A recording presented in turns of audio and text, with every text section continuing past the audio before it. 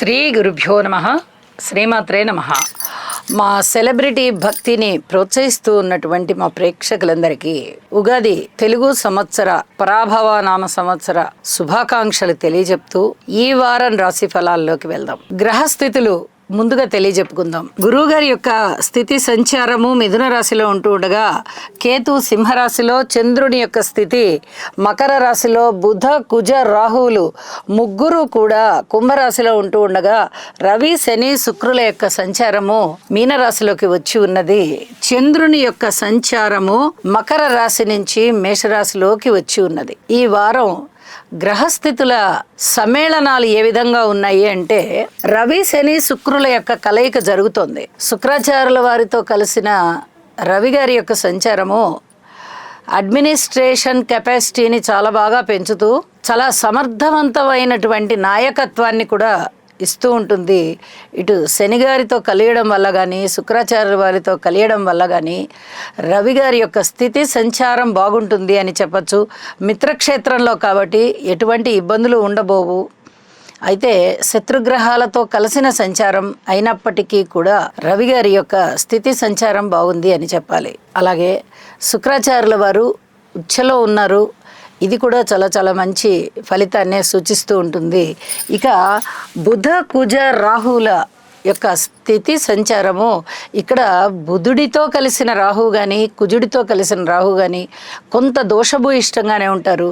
వీటికి రాసులతో సంబంధం లేకుండా ప్రతి వ్యక్తి కూడా బుధ కుజ రాహు స్తోత్రాలు పారాయణ చేసుకోవడం చాలా చాలా మంచిది. గురువుగారి యొక్క 9వ దృష్టి ఈ కుంభరాశి మీద ఉంటూ ఉన్న కారణం చేత మీరు ఏ చిన్న పరిహారాలు చేసుకున్నా కూడా ఫలితాలు చాలా అద్భుతంగా ఉంటాయి అని చెప్పి తెలియచెప్పడం జరుగుతోంది. ఇక వారాంతంలోకి వెళ్ళేటప్పటికీ ఇంకా వేరే ఏమన్నా ఫలితాలు ఉన్నాయా అంటే, ఇక సమ్మేళన ఫలితాలు ఏమీ లేవు. దృష్టుల ఫలితాలు కూడా ఒక గురువుగారి దృష్టి మాత్రమే కుంభరాశి మీద ఉంది.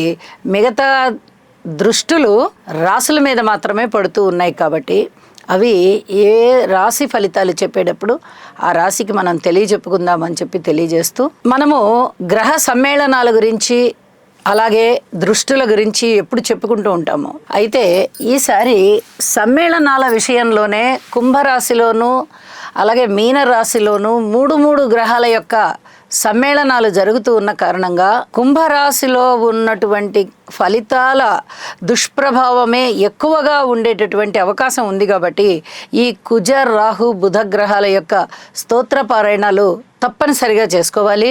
అంతేకాదండి, సర్పదోషానికి సంబంధించి అలాగే బుధ రాహువుల యొక్క స్థితి కూడా, ఈ కలయిక మనిషి యొక్క వ్యక్తిత్వం మీద, ముఖ్యంగా పురుషుల మీద చాలా ప్రభావవంతంగా చూపిస్తూ ఉంటుంది ఇది. కాబట్టి కొంచెం బలకరమైన ఆహారం తీసుకోవడానికి ప్రయత్నం చేయండి. ఇది చాలా చాలా చెప్పదగినటువంటి సూచనగా తెలియజేస్తూ ఉన్నాను. ఇక శని శుక్రుల కలయిక అనేది మనకి గత కొద్ది కాలంగా జరుగుతూ వస్తోంది. ఈ శని శుక్రుల కలయిక ఆకర్షణలని పాడు చేస్తుంది, ఆత్మీయతని పాడు చేస్తుంది, ఆప్యాయత అనురాగాలు లేకుండా చేస్తుంది. ఏ ఇద్దరి వ్యక్తుల మధ్యనైనా, అది స్నేహం అవ్వచ్చు, బంధుత్వం అవ్వచ్చు, ప్రేమ అవ్వచ్చు, ఏదైనా భార్యాభర్తల బంధం అవ్వచ్చు, ఏదైనా అవ్వచ్చు, ఆ బంధాలని ఇబ్బంది పెడుతుంది. కాబట్టి కొంచెం వీటికి స్తోత్ర పారాయణాలు చేసుకోవడం చాలా చాలా మంచిది.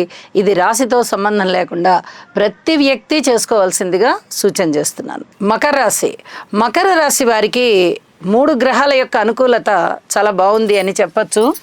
అయితే ద్వితీయ స్థానంలో బుధుడు బాగున్నారు, తృతీయ స్థానంలో శనిగారు రవి గారు బాగున్నారు. మరి మిగతా గ్రహాల యొక్క ఉనికి ఏమాత్రం అనుకూలంగా లేదు అంటే అననుకూలతలే స్పష్టంగా కనిపిస్తూ ఉన్నాయి అని చెప్పి తెలియచెప్పడం జరుగుతోంది. అలాగే అనుకూలమైనటువంటి శనిగారు మీకు చాలా చాలా ధైర్యాన్ని ఇస్తున్నారు. దీర్ఘకాల సంచారం చేసేటటువంటి గ్రహము, అలాగే రాస్యాధిపతి అవుతూ బాగున్నారు అని చెప్పచ్చు. ధైర్య సాహసోపేతాలైన నిర్ణయాలు తీసుకుంటారు. కుటుంబ జీవితంలో శుభాశుభ మిశ్రమ ఫలితాలు ఉన్నాయి. రాశిలో ఉన్నటువంటి చంద్రుడు కూడా బాగున్నారు. అనుకోని విధంగా మీకు ఈ పబ్లిక్ రిలేషన్స్ బాగుంటాయి. భార్యాభర్తల మధ్య అనుకూలతలు బాగుంటాయి. అలాగే వివాహాది శుభకార్యాలలో బాగా పాల్గొంటారు. కుటుంబ జీవితంలో ఈ శుభాశుభ మిశ్రమ ఫలితాలు అని చెప్పుకున్న దానికి తగినట్టుగా కొన్ని మనసుకి ప్రశాంతత కలిగించే అంశాలు ఉంటాయి.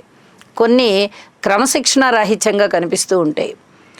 జాగ్రత్తగా ఓర్పుతో చక్కదిద్దుకోవాల్సిందిగా సూచన చేస్తూ ఉన్నాను.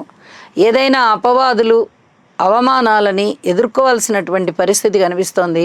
ఇప్పుడైతే ఏమీ మాట్లాడకండి, కొద్ది కాలం వేచి ఉండండి. అతి త్వరలోనే మారబోయేటటువంటి గురుగ్రహ సంచారం వల్ల చాలా అద్భుతమైన ఫలితాలు మీకు ఉండబోతున్నాయి. కాబట్టి ఇప్పుడు ఓర్పు కలిగి ఉండండి అని చెప్పి తెలియజేస్తూ ఉన్నాను.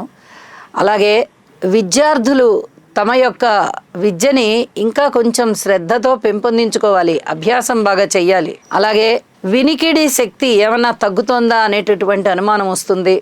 చర్మానికి సంబంధించి కొన్ని రకాల జాగ్రత్తలు తీసుకోవాల్సిన పరిస్థితి కనిపిస్తోంది. కార్మికులు, కర్షకులు, నేత పనివారు, చేతి వృత్తుల వారు ఇత్యాది వారందరి విషయంలోనూ కాస్త శ్రమ ఎక్కువగానే ఉంటుంది.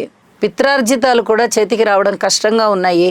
అన్ని అంశాలలోనూ ఓర్పు కలిగి ఉండాల్సిన పరిస్థితులే ఎక్కువగా కనిపిస్తున్న కారణం చేత ఓర్పుతో ఉంటూ శివ అనుగ్రహం పొందడం కొరకు పాటుపడండి.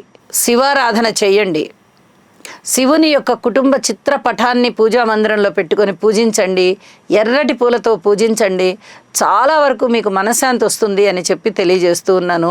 ఇక వారాంతంలో మారినటువంటి చంద్రగ్రహ సంచారము ఏమీ అంత పూర్తి అనుకూలతలని ఇవ్వబోవడం లేదు. కాబట్టి వార ప్రారంభంలో తీసుకోవలసినటువంటి జాగ్రత్తలే వారాంతం వరకు తీసుకోండి అని చెప్పి తెలియజేస్తూ ఉన్నాను. ఈ వేసవిలో ఒక పన్నీటి జల్లులాగా రాశిలో ఉన్నటువంటి చంద్రగ్రహం యొక్క శుభ ఫలితాలు వీళ్ళని కొంచెం ముందరికి తీసుకెళ్తున్నాయి. అంటే కొంచెం ఆశాజనకంగా ఉంటాయి అన్నమాట. వారాంతంలో మళ్ళీ అదే చంద్రగ్రహం అనుకూలంగా లేదు. అయితే వార ప్రారంభంలోనే చంద్రుడి యొక్క గమనము పూర్తి అనుకూలతతో ఉన్న కారణం చేత చాలా వరకు మానసికమైనటువంటి ప్రశాంతత ఉండడము, కాస్త ఏ పని చేస్తున్నా ఏదో ఒక విధమైన వెసులుబాటు రావడము, ధనానికి కూడా కాస్త వెసులుబాటు రావడము, ఇలాగా అన్ని పనులలో కూడా మీకు ఒక విధమైన ప్రశాంతత వస్తుంది. స్వేచ్ఛగా చేయడానికి అనుకూలత అవుతుంది. ఇది చెప్పదగ్గ సూచన. నిజం చెప్పాలంటే బహుళ ప్రయోజనాలు ఉంటాయి రాశిలో చంద్రుడు సంచరిస్తూ ఉంటే.